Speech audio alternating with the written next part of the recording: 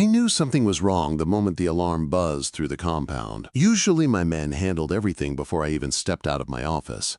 But that night felt different. The tension in the air was sharp, almost electric, like the entire place was holding its breath. I didn't know yet that one small girl was about to turn my entire world upside down. My name is Holden Cross, and people in this city fear me for good reasons. I run the kind of empire polite society pretends doesn't exist. But even in my world, there are rules, and the biggest one has always been simple. Never step foot into the eastern courtyard after dark. That place belonged to Phantom. Phantom wasn't a dog. He was a weapon. A massive black cane corso trained by military handlers, loyal only to me, lethal to anyone else. I had seen grown men freeze the second they heard his growl. I had seen chains snap under his strength. Even my toughest guards kept a distance from him. That courtyard was his kingdom, and no one dared cross into it. So when one of my guards slammed open my office door without knocking, his face pale and shaking, I knew something had happened that none of us were prepared for. "Boss," he said, breathless, "you need to see this." He handed me the live feed on his tablet. At first I thought the camera was malfunctioning. A small figure was walking across the frozen lawn, moving in a straight line toward Phantom's courtyard. It wasn't an intruder, not a thief, not an assassin. It was a child. She couldn't have been older than 7. Her coat hung off her tiny frame like it belonged to someone twice her size. Her shoes didn't match. Her face was half hidden under tangled hair. But she walked like she wasn't afraid of anything, not even the monster waiting for her behind those iron gates. I didn't think. I just moved. I stormed down the stairs, my guards scrambling behind me, pushing through the back door into the icy night. And there she was, already inside the courtyard. There was no sign of the gate being opened. Somehow she had slipped through, just a small ghost moving with impossible certainty. Phantom stood in the center, muscles tight, head low, teeth bared. His growl shook the air. My men raised their weapons, but even they knew bullets wouldn't stop him fast enough to save that child. I felt something I hadn't felt in years. Helplessness. She was only 15 feet from a killing machine. But she didn't scream. She didn't run. She just looked at him, her small hands hanging at her sides. No fear. No confusion. Then she whispered something. One single word. I couldn't hear it. None of us could. But Phantom did. The change was instant. So sudden it didn't seem real. His entire body softened. His growl vanished. And that massive beast, the same one who could snap bone without effort, dropped flat to the ground. Then he crawled to her. Crawled. Like he was begging for her touch. My mouth went dry as she placed her little hand on his head. Phantom closed his eyes like he had found something he'd been searching for. My guards stared, confused and terrified. None of us understood it. 2 years of brutal training undone in one heartbeat by a girl who looked like she hadn't eaten in days. I finally forced myself to move closer, careful and slow, because for the first time since owning him, Phantom wasn't listening to me. He wasn't looking at me. He wasn't aware of me. All of his focus was on her. Her eyes lifted to mine, big, dark, tired eyes that looked too old for her small face. "What's your name?" I asked quietly. She didn't answer. "How did you get in here?" Nothing. Phantom didn't even glance at me. My men shifted nervously, their fingers tight around weapons they knew better than to use. I raised a hand to stop them. Whatever this was, force wouldn't fix it. Even I could tell that. The girl finally spoke. One soft word, Keva. Phantom's tail thumped once against the stone, like her name meant something to him. Like he knew her. I stared at the two of them, my mind racing through possibilities that didn't make sense. This girl wasn't random. She hadn't wandered here by mistake. She had walked straight into the jaws of the most dangerous creature I owned and survived by saying one word. "Are you hurt?" I asked. She looked away. That was when I noticed the way her shoulders shook under the oversized coat.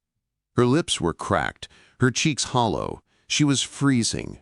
hungry, exhausted, and for reasons I didn't understand, standing in front of me with the one creature I trusted most, lying at her feet like a loyal servant. "Get Dr. DuPont," I told my men. "Now." Phantom lifted his head and gave me a look, a warning, a promise. He wasn't going to let anyone take her from him. I wasn't sure why, but I didn't want to take her away either. Something about that girl, something about the way Phantom bowed to her, it felt like the beginning of something that would change everything. And I was right. Everything in my life shifted the moment she whispered that word. I carried her inside myself. I didn't trust anyone else with her, not with the way Phantom followed at my heels like a shadow ready to tear apart the first person who came too close. The girl weighed almost nothing when I lifted her. She was hot with fever, shivering at the same time, her small fingers curled into my shirt like she wasn't fully aware she was holding on to me. She didn't cry, she didn't panic. She just let herself rest against me like she had finally reached a place she'd been trying to find for a long time. I had no idea why that thought bothered me so much. Celeste, my veterinarian, arrived minutes later, her face pale when she saw Phantom glued to the girl's side. She had treated him since the day I brought him home, but she had never seen him like that. None of us had. "This isn't normal," she murmured. "He's protecting her, not you." "Tell me something." "I don't know. We brought the girl into one of the guest rooms." Celeste worked fast, checking her breathing, taking her temperature, assessing dehydration. I stood by the wall, arms crossed, helpless in a way that made my stomach twist.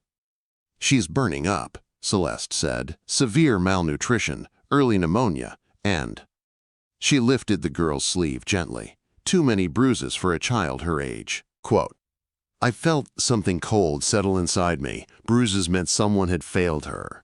Badly. Phantom nudged my leg, restless, pacing around the bed. Every time Celeste touched the girl, Phantom watched with sharp eyes, but he didn't attack. He understood she was trying to help. "Keva," I said quietly. "Is that really your name?" She nodded once. "Do you have family? Someone we can call?" Quote. Her eyes opened a little, just long enough for me to see the pain hiding there. "No," she whispered before drifting back into sleep. Celeste glanced at me. "We need a doctor, a real one. She needs antibiotics, fluids, monitoring. This is serious." I nodded once. Already handled. Morrison's on his way. But even with resources moving fast, none of that was what scared me. What scared me was the way Phantom rested his massive head right beside hers on the pillow and didn't move. The way he shut his eyes only when her hand slid into his fur. The way he refused to leave her side even for a second. It was like something deep inside him had reignited the moment she spoke that word. "Umbra," Celeste saw it too. "Holden," she said softly, "dogs don't behave like this for strangers, not ever." Stranger, the word didn't feel right, not anymore. Half an hour later, Dr. Morrison arrived with medical bags, equipment, and the calm demeanor of someone used to treating the consequences of my world. But nothing could have prepared him for this scene. He blinked at Phantom. "Is your guard dog cuddling?" I shot him a look. "Focus." He examined Keva carefully while Celeste took notes. Phantom stayed pressed against her side the whole time, watching the doctor's every movement. Every time her breathing hitched, Phantom let out a low rumble until Morrison stepped back and gave her space. "She's very lucky she made it here," Morrison said. "A few more days on the streets and we'd be having a different conversation." The word lucky felt wrong. Nothing about this felt random. When Morrison finished, I followed him into the hall. "You can keep her here?" he asked. I didn't answer right away. I stared through the doorway at the girl sleeping beside the dog who usually terrified everyone who stepped onto my property. She looked so small in that huge bed, so fragile, so out of place in a mansion built on power and violence. "She's in no condition to go anywhere," I finally said. "She stays." Morrison nodded slowly. "Then she'll need round-the-clock care. And, Holden, she'll need emotional support. She's been through hell." My jaw tightened. "I'll handle it." Would I? I didn't know. I barely remembered how to take care of myself most days. But when I walked back into the room, Phantom lifted his head and stared at me. Not like a dog looking at his master. more like he was waiting to see what kind of man I was going to be. I sat beside the bed, watching the rise and fall of Keva's breathing.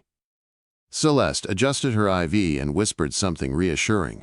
For the first time in years, I felt something unfamiliar pressing against my chest. Responsibility. Not the kind that comes from money or power. The kind that comes from a child who whispered a word that broke through the darkness in a monster's heart. And maybe in mine, too. "Rest," I murmured to her, even though she couldn't hear me. "You're safe now." Phantom huffed quietly, like he was acknowledging the promise. I wasn't sure yet if I could keep it. But I knew I wanted to try. I didn't expect her to remember me. Not after the fever. The exhaustion. The days she spent drifting in and out of sleep while Celeste and I worked around the clock to stabilize her. But on the third morning, I walked into her room with a tray of warm broth, and the smallest voice whispered my name. "Holden." I froze. She was sitting up slightly, her thin fingers tangled in Phantom's fur. Her eyes were clearer now, but they carried a weight no 7-year-old should ever have to hold. Phantom lay across her legs like a living shield, watching her every breath. "You're awake," I said softly, unsure why my voice suddenly felt too tight. She nodded, but her eyes drifted around the room with confusion, then fear. Not fear of me, fear of remembering. "You're safe," I told her. "No one here will hurt you." "Umbra," she whispered, sliding her small hand down Phantom's cheek. The dog melted under her touch, his entire body softening in a way I had never seen. Celeste stepped forward with a gentle smile. "Sweetheart, do you remember coming here? You were very sick." Keva looked between us, me, Celeste, the unfamiliar walls, the IV stand, and then whispered something that cracked me straight through the center. "I found him." Her voice shook, but her grip on Phantom tightened, like she needed him to prove the world hadn't stolen everything from her. "I promised, Mama," she continued. "I told her I would find Umbra. I told her I would keep him safe." Celeste and I exchanged a glance. She had warned me not to push. Trauma like hers made the ground unstable. One wrong question could cause a collapse we weren't ready to handle. But Kiva didn't wait for questions. She looked right at me with eyes that had seen far too much. "Are you going to take him away from me?" she asked. Phantom growled low, not at me, but at the possibility, at the fear in her voice. I shook my head immediately. "No, never. He stays with you." She studied me for a long moment. It was strange, being evaluated by someone so small. Her expression reminded me of the way Phantom looked at strangers, measuring danger, weighing intentions, deciding whether trust was even possible. "Good," she whispered, "because you don't understand. He's the only family I have left." Quote, her words hit harder than anything I'd faced in my years of dealing with enemies, betrayals, power struggles. Because for the first time in a long time, I wasn't dealing with a threat. I was dealing with a child asking me not to break her heart. Celeste sat beside her, brushing hair from her eyes. "Keva, sweetheart, do you remember what happened before you came here? Do you remember the fire?" The girl went still, completely still. Her fingers tightened in Phantom's fur until her knuckles turned white. Phantom lifted his head and pressed it to her chest, rumbling softly, like he was absorbing her pain. "My Mama and Daddy," she whispered. Her lips trembled. "They went back inside, but they didn't come out." She shook harder, breaths coming fast and shallow. Celeste gently wrapped her arms around her. "It's okay. You don't have to talk about it yet." But Keva looked up at me again, tears sliding silently down her cheeks. "I didn't know where to go," she said. "Everyone left. Nobody looked for me. I waited and waited, and then Mama told me." Her voice cracked. "She told me to find Umbra if anything happened." Her small palm rested against Phantom's chest. "He remembers me," she whispered. "He remembered me right away." I swallowed hard. "Yes, he did." "And you won't make me leave?" "No," I said. "You stay as long as you want. You stay with him." She nodded slowly, as if absorbing a truth she had never been offered before. Safety, something she didn't trust yet, something she was still learning to believe in. But she leaned back into the pillows, her hand still clinging to Phantom, and for the first time since she arrived, She closed her eyes without fear tightening her face. Celeste touched my arm. "She trusts you," she whispered. "That matters." "Why?" I asked quietly. "I haven't earned that." Celeste gave a small smile. Children don't look at the past the way adults do. They look at what they see in front of them. And right now, she sees someone who kept her alive. I didn't answer. I couldn't. Because inside my chest, something unfamiliar twisted. Something heavy and warm and terrifying. Responsibility. Hope.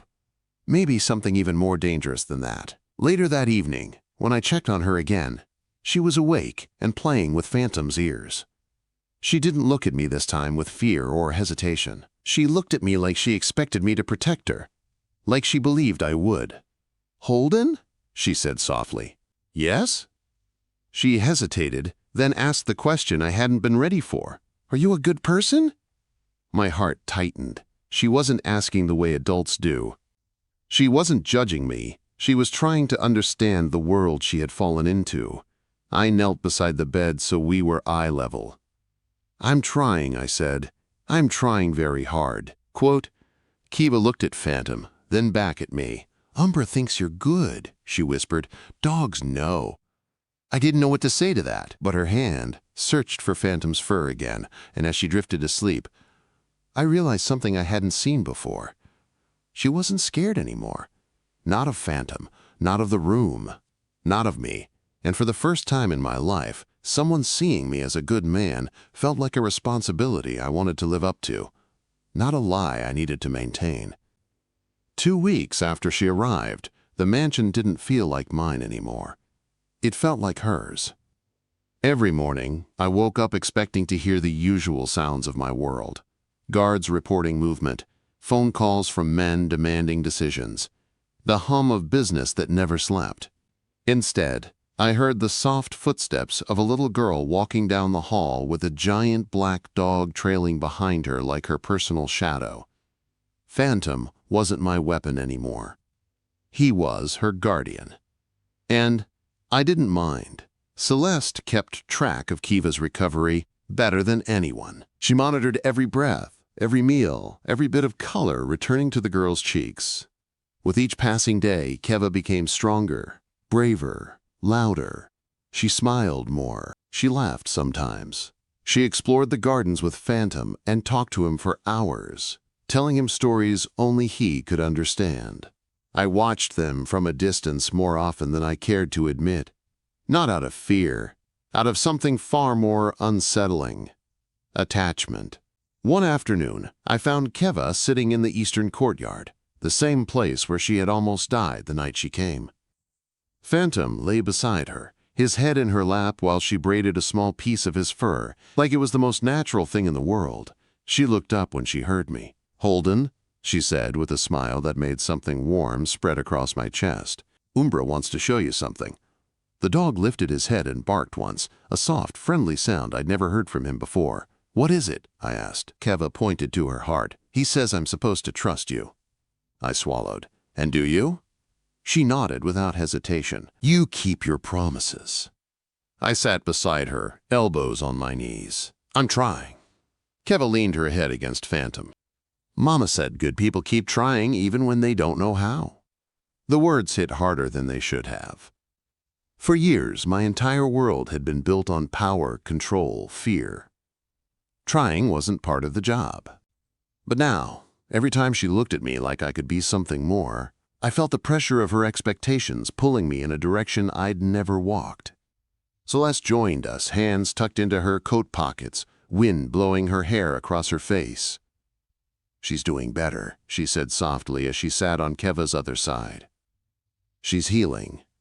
I nodded. "She deserves more than this place." Kiva looked up quickly. "More than you?" My chest tightened. "More than the dangers that come with me." Celeste rested her hand gently on my arm. "That's why we're here, to make something better for her, together." I didn't respond right away. My world had never included the word together. I made decisions alone. I survived alone. I built an empire alone. But when Kiva reached for my hand, small, warm, trusting, I felt something shift. A choice, a life I never planned for suddenly unfolding in front of me. "Holden," she asked quietly. Yes? Will I have to leave when I'm all better? I looked at her, really looked. At the girl who had walked into hell to find the one creature who loved her. At the dog who would burn the world down for her. At Celeste, who had become the steady heart of this strange new family forming inside my home. No, I said. You stay here. You stay with us. Kiva's eyes brightened. Forever? I took a slow breath, feeling the truth settle into place like it had always belonged there. Yes, I said. Forever. Phantom barked once as if approving the deal. Celeste smiled, brushing a stray tear from her cheek. Kiva launched herself forward, wrapping her thin arms around me. At first, I froze. I didn't know how to handle something so simple and pure. But then I closed my arms around her, careful not to scare her, holding her gently as her small voice whispered into my chest. I knew you were good, she said. Umbra knew first. The words broke something open inside me and rebuilt it in the same breath. And in that moment, for the first time in my life, I wanted to become the man she believed I was. Not a crime lord, not a monster, not a man people feared, but a man a little girl, my little girl, trusted enough to call home.